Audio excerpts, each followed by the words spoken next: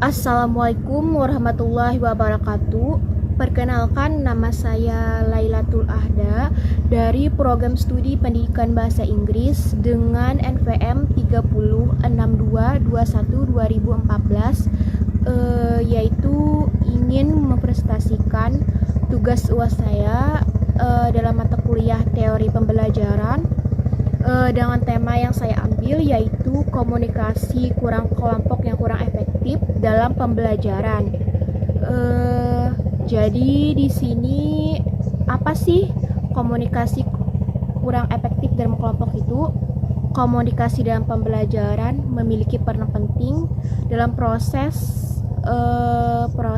mencangkup kemampuan siswa dalam menerima, memahami, dan menanggapi pesan akan disampaikan oleh guru. Jadi seperti komunikasi itu megang peranan dalam pemantapan pembelajaran dan perilaku yang diharapkan dalam sebuah pembelajaran. Jadi di sini yaitu mengapa komunikasi itu sangat penting dalam kelompok, mengapa komunikasi sangat penting dalam proses pembelajaran, dan mengapa sih apa saja menjadi hambatan dalam berkomunikasi itu sendiri, dan bagaimana membangun komunikasi yang baik dalam pembelajaran.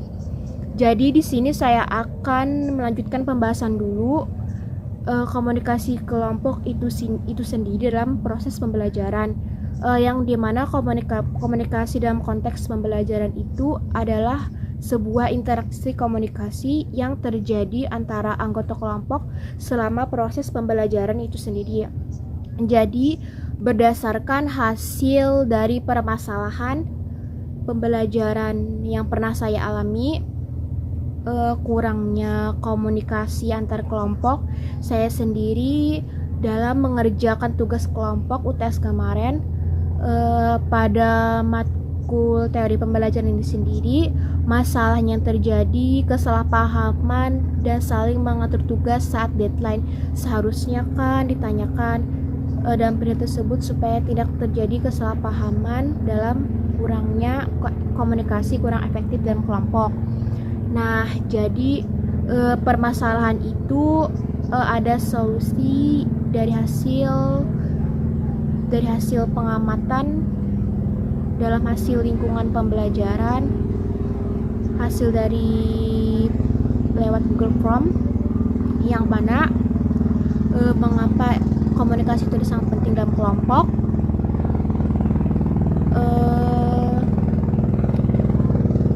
Menurut jawaban mereka itu sendiri, sebab komunikasi merupakan hal penting, memahami penting dalam pembelajaran. Jika pembelajaran hanya tercipta kayak satu arah tanpa adanya komunikasi, kan mempersulit penerima pembelajaran.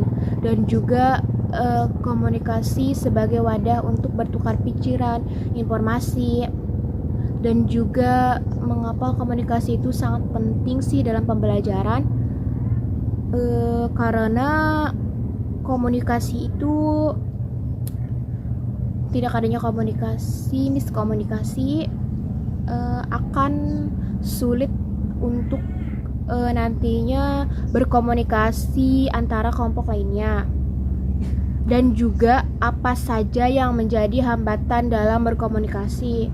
Nah, jadi di sini hambatan dalam berkomunikasi itu pemikiran yang berbeda, sehingga komunikasi yang dapat dan banyak berbeda dalam berkomunikasi itu menjadi hambatan. Terus yang keempat, ada bagaimana membangun komunikasi yang baik dalam pembelajaran. Jadi untuk membangun komunikasi yang baik dalam pembelajaran, berdasarkan masalah yang saya alami tadi, saling membantu kepercayaan satu sama lain dan memulai komunikasi pembelajaran yang menyenangkan. Dalam permasalahan komunikasi itu yang dapat saya jelaskan tadi, yang paling menonjol pembelajaran di mana komunikasi itu kurang efektif dalam pembelajaran. Masalahnya kurang efektif ini dapat menjadi hambatan kembali untuk meningkatkan keaktifan belajar siswa di mana komunikasi kurang efektif itu contohnya informasi komunikasi yang dipastikan kurang diterima dan kurang dipahami sehingga menjadikan suatu hambatan dalam komunikasi tersebut. Dan adapun menurut para ahli itu sendiri yang saya bandingkan, komunikasi kurang efektif itu adalah pembelajaran suatu proses penyampaian suatu konsep atau ide gagasan untuk mencapai pesan secara efektif dan efisien. Dan untuk mengatasi dari pembahasan tersebut, komunikasi kurang efektif dalam pembelajaran, kita bisa meningkatkan kesadaran pemahaman ataupun perbedaan antar kelompok, dan juga menyediakan tugas yang sesuai dengan kemampuan kebutuhan antar kelompok. Misalnya kita memberikan tugasnya masing-masing untuk setiap orang, A tugas ini, untuk B tugas ini, menyesuaikan untuk tugas yang mereka kerjakan itu sendiri, agar nantinya tidak terjadinya kesalahpahaman antar komunikasi dalam komunikasi itu sendiri. Jadi dapat saya simpulkan dalam penjelasan saya ini, komunikasi yang tidak efektif dalam pembelajaran, dalam kegiatan pembelajaran. Jadi komunikasi yang tidak efektif dalam pembelajaran harus didukung keterampilan komunikasi pribadi sehingga dapat disampaikan dan diterima oleh antar kelompok.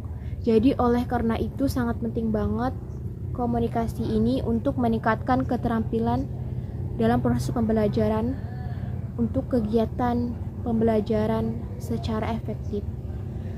Jadi sampai di sini dulu penjelasan saya. Mohon maaf bila ada salah kata baik, tidak sengaja membaca saja. Saya akhiri presentasi saya hari ini dengan akhirul kalam. Wassalamualaikum warahmatullahi wabarakatuh.